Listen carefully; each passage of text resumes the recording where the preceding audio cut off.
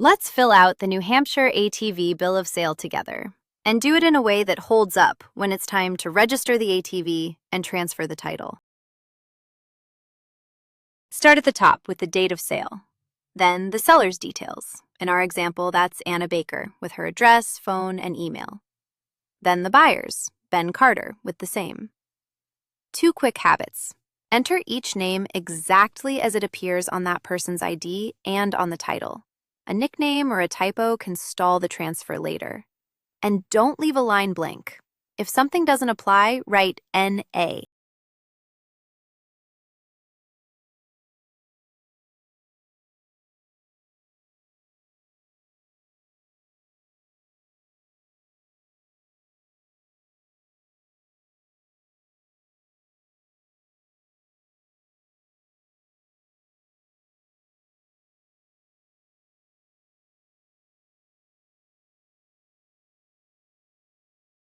Next, describe the ATV, the make and model and the year. Then the VIN. Type the VIN exactly as it appears on the title or the ATV.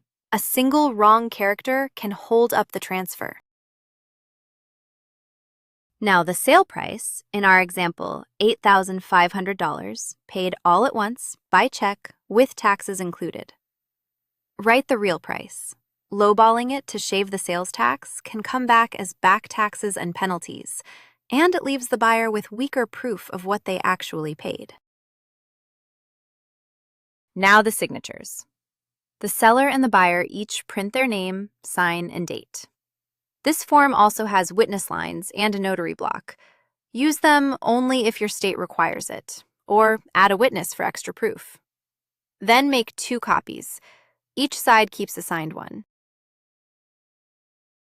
Welcome to this quick guide on ATV bill of sale requirements in New Hampshire. Let's start with who needs to sign. Both the seller and the buyer must sign the bill of sale. So make sure both parties are present or can sign before the transaction is complete. Now, keep in mind that in New Hampshire, a bill of sale alone does not establish a change in ownership. So you will also need to handle the title transfer properly. Speaking of the title, the seller must provide a valid title to the buyer. This can be a New Hampshire title or an out-of-state title, but the original title needs to go directly to the buyer. The bill of sale should include seller and buyer information, and make sure the buyer's full name and address are included in the document. Remember, this is general information, not legal or tax advice.